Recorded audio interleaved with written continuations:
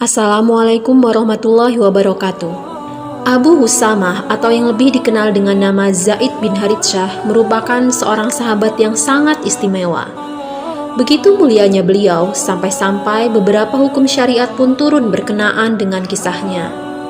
Sejarah telah mengungkap bahwa satu-satunya sahabat yang namanya diabadikan oleh Allah Subhanahu wa Ta'ala di dalam Al-Quran adalah Zaid bin Haritsah, yaitu dalam Quran Surat Al-Ahzab ayat 37. Ia juga merupakan satu-satunya sahabat yang pernah diangkat Rasulullah SAW menjadi anak angkat Rasulullah, sehingga beliau dikenal dengan panggilan Zaid bin Muhammad. Selain itu, sebuah kisah yang sangat dilematis juga pernah menimpa Zaid ketika nasib pernikahannya dengan Zainab binti Jahsy, seorang perempuan terpandang keturunan Quraisy dari suku As'ad, berujung dengan perceraian.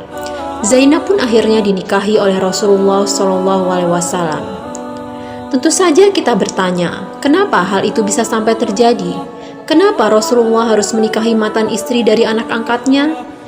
Jawabannya tentu tidak sesederhana yang kita bayangkan. Tapi satu hal yang pasti, beliau diperintahkan langsung oleh Allah Subhanahu wa Ta'ala. Semua itu untuk menghilangkan tradisi orang Arab dan Yahudi waktu itu yang melarang seorang bapak menikahi mantan istri dari anak angkatnya. Skenario itu sengaja dirancang oleh Allah Subhanahu wa Ta'ala untuk menghindari sangkaan orang-orang akan adanya nabi setelah Nabi Muhammad SAW. Karena biasanya anak laki-laki dari seorang nabi atau rasul akan mewarisi kenabian ayahnya. Selain itu, penisbatan nama kepada orang yang bukan orang tua kandung bisa berpotensi merusak sistem keturunan seseorang, mengacaukan penentuan warisan dan perkawinan.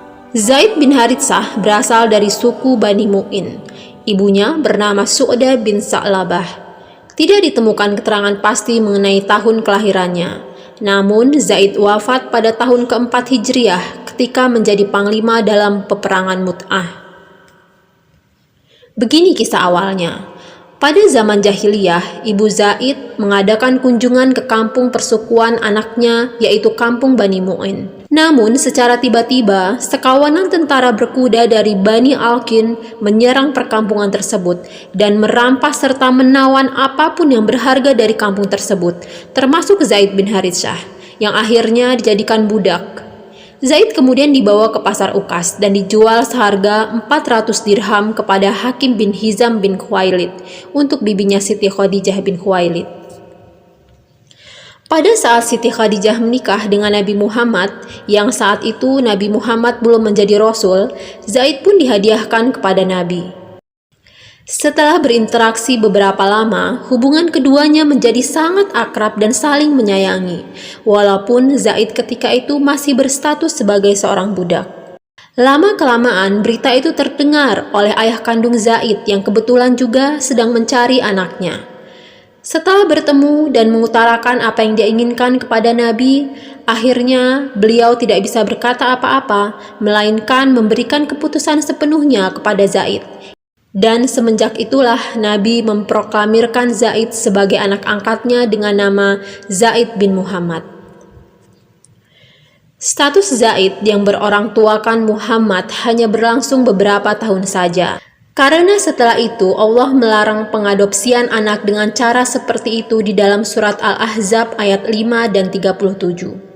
Serta menyatakan dengan tegas bahwa Nabi Muhammad SAW bukan ayah dari laki-laki muslim manapun dalam surat Al-Ahzab ayat 40. Sebagai bukti lepasnya hubungan ayah dengan anak antara Rasulullah dengan Zaid pada waktu itu adalah dengan halalnya mantan istri Zaid yang bernama Zainab untuk dinikahi oleh Nabi Muhammad SAW pada tahun kelima Hijriah yang sebelumnya terlarang dalam tradisi Arab Jahiliyah. Hadis-hadis Zaid bin Haritsah banyak terdapat di dalam kitab An-Nasa'i dan Ibnu Majah.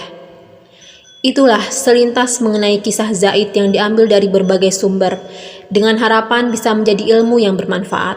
Wallahu a'lam bishawab. Wassalamualaikum warahmatullahi wabarakatuh.